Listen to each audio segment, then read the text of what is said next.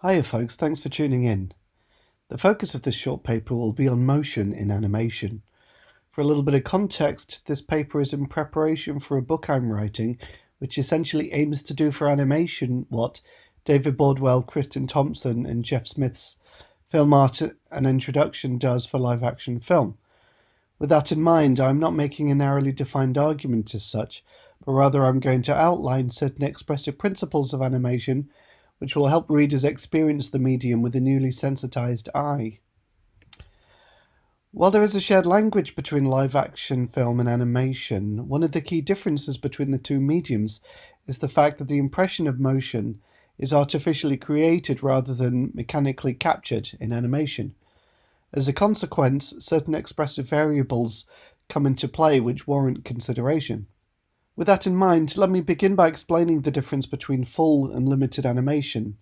If you're not familiar with this distinction, full animation is the more expensive of the two, requiring a new drawn image for every frame. Limited animation is an industry practice that has primarily flourished on television. It essentially refers to a range of cost-cutting measures which animators can apply to fit within lower budgets. Instead of the more lavish animation you would see in Disney movies, studios like Hanna-Barbera would apply a series of techniques which allowed animators to produce more material in less time with smaller crews. These techniques included cycles, where animated characters would move back and forth in the same string of images instead of having a new drawing for every single frame. That's what you can see in this Charlie Brown clip. Some of these are less than 2 seconds of animation, looped back and forth and stretched to over 30 seconds. Sectioning is another limited animation technique where only the essential part of the character moves. This is often the mouth. There is also camera movement, where nothing is animated, rather on-screen movement is created by zooming in and out of images. Pull cells is another technique where single images are pulled across the background to create motion.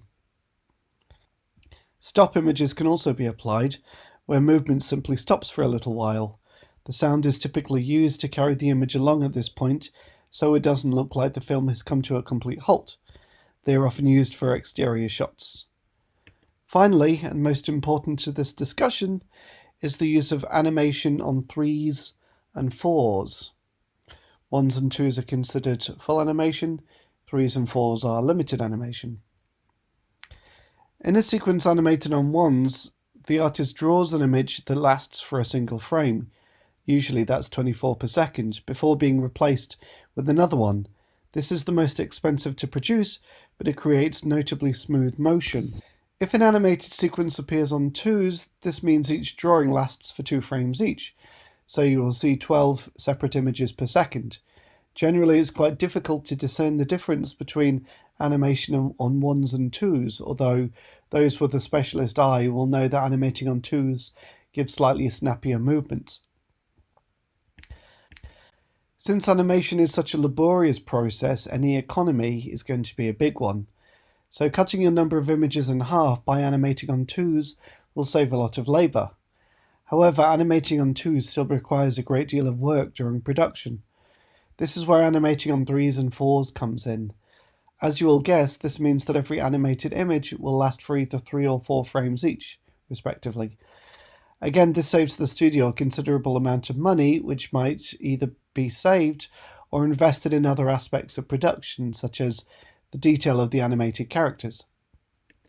On 3s and 4s, the less fluid motion is clearly visible, yet despite the fact this somewhat jittery movement would be considered distracting and irritating in live action, audiences are proven to be notably adaptable and tolerant of animation on 3s and 4s as long as it is done artfully. So here you can see Aladdin, which would have been done on 1s and sometimes 2s, and then Pokemon is more likely to be on 3s and 4s.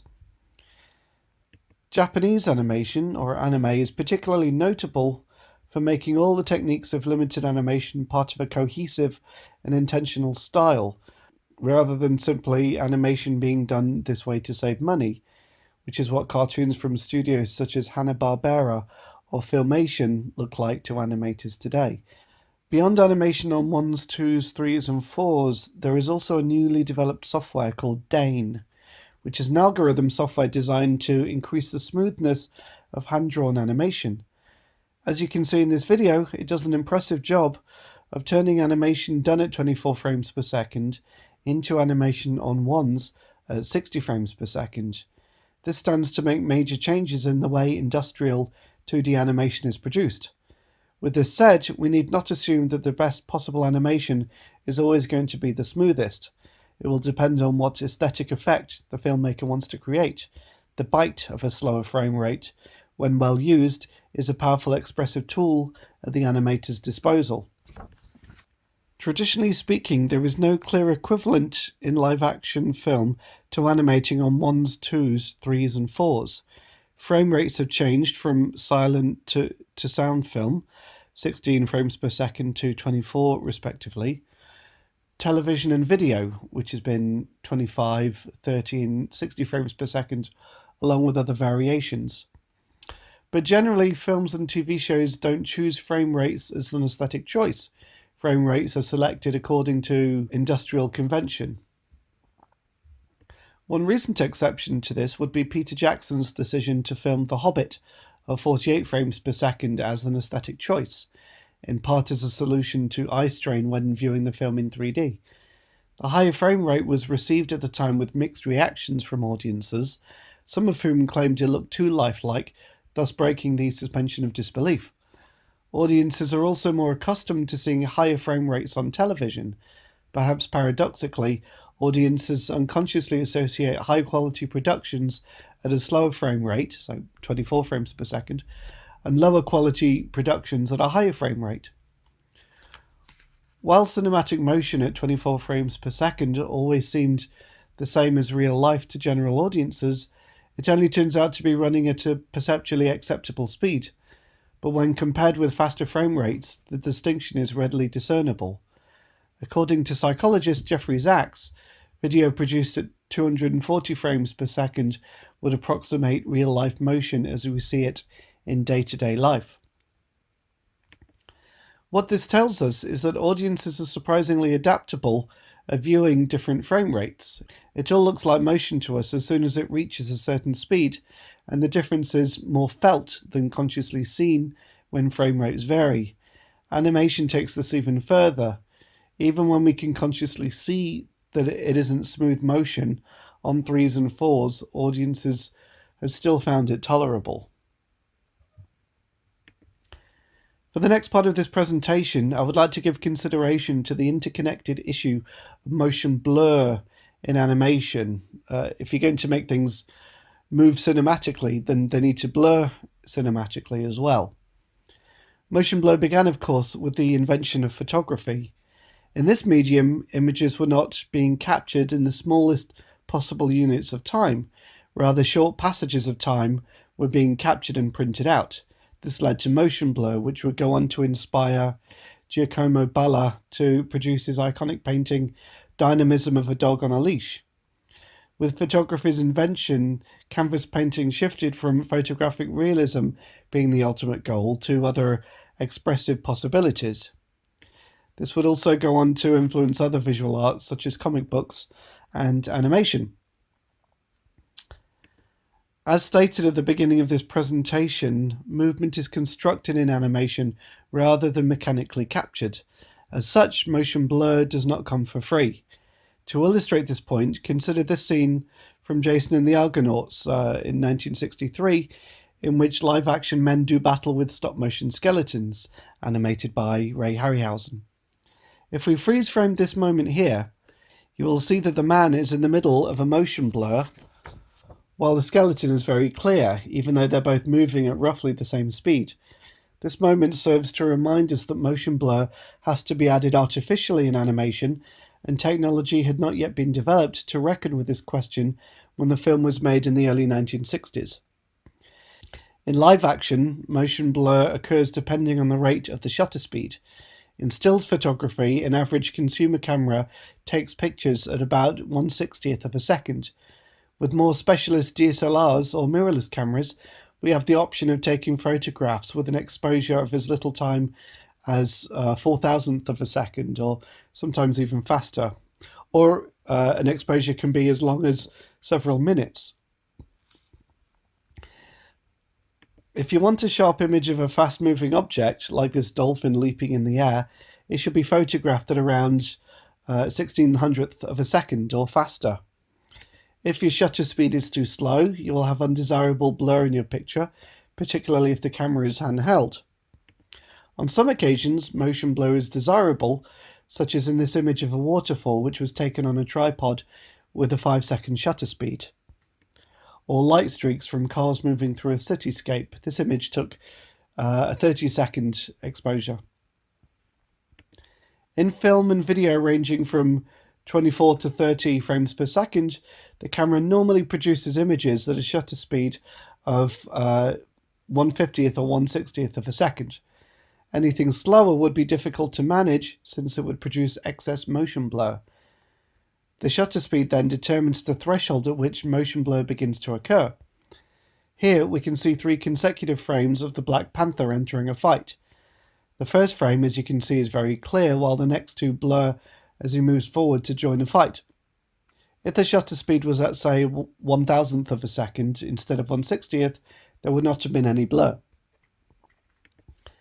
Animators, in turn, needed to find a way to approximate motion blur in their own medium. For objects to move in the way we were accustomed to in the movies, motion blur needed to be artificially added. With hand-drawn animation, the question was creatively addressed with the application of 3 techniques. They were known as swipes, smears, and multiples. Swipes are used in a quick transition from one movement to the next, and it is used as trailing speed lines. A smear animation gets its name because it looks like a hand smeared a page with 2 images drawn on it. As well as simulating motion blur, it also saves animation time by limiting the amount of in-between drawings on an action. It is used when something jumps very quickly from one position to the next. Multiples are overlapping or repeated shapes.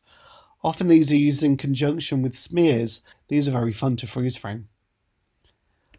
All 3 techniques, swipes, smears, and multiples, have proven to be successful alternatives to photographic motion blur in 2D animation. As a brief aside, stop-motion animators eventually came up with solutions as to how to add motion blur artificially through digital means. In addition, CG animators have found ways to closely approximate live-action blur as well. It appears that more stylized approaches to motion blur are best suited to 2D animation rather than stop-motion or CG. To wrap up then, this short paper has reviewed some of the key issues at play when working with animated motion. Full and limited animation, animating on 1s, 2s, 3s and 4s, and motion blur by way of swipes, smears and multiples. All of these issues determine key distinctions between live action and animated motion. I hope you found the paper engaging. I'm aware that it hasn't drawn directly from the field of perceptual psychology in much detail, and I expect there may be considerable scope in doing so. With that in mind, any questions or comments will be gratefully received.